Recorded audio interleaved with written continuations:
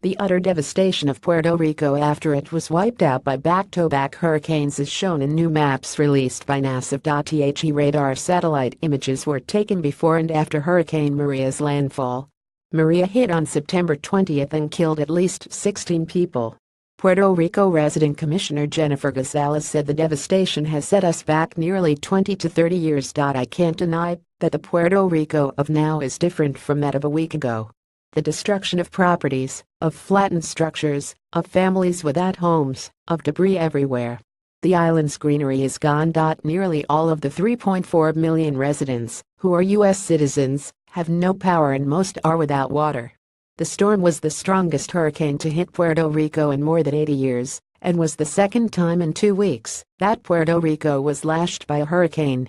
NASA's map uses yellow and red dots to show areas of likely damage with darker colors used to show the most severe damage.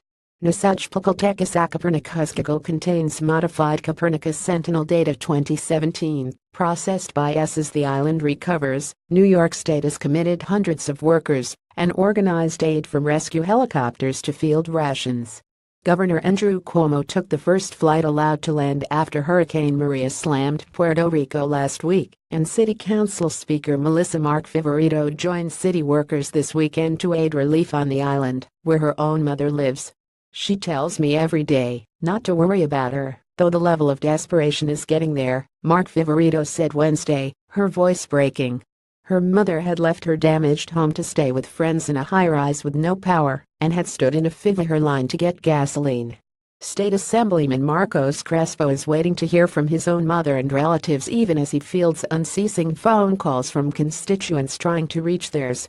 The one thing that keeps me going is knowing how many people are willing to help, said Crespo, a Democrat like Cuomo and Mark Viverito. For politicians and everyday New Yorkers, the storm is pulling at the ties between their state and Puerto Rico. The island is 1,600 miles 2,575 kilometers away, but connections often feel much closer in a state with over 1 million people of Puerto Rican descent. This is personal, Cuomo said Wednesday. Anything this state can do, we will do. That includes committing hundreds of state troopers and other workers, plus organizing an aid package that reads like the shopping list for a small army: 34,000 bottles of water, 10,000 field rations, 1,400 cots, 500 flashlights, 10 electrical generators and 4 Black Hawk helicopters. More than 140 New York City firefighters, police officers and other workers are in Puerto Rico to help, and Democratic Mayor Bill de Blasio is preparing for an expected influx of thousands of Puerto Ricans fleeing the storm's damage. The federal government has sent thousands of employees to help the U.S. territory with needs from fueling hospital generators to trying to avert a dam collapse. Republican President Donald Trump plans to visit next week.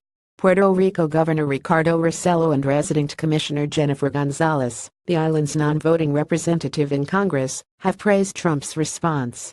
But the administration also has faced complaints that its efforts lagged responses to hurricanes that hit the mainland. With Associated Press 9 Digital Pty Limited 2017.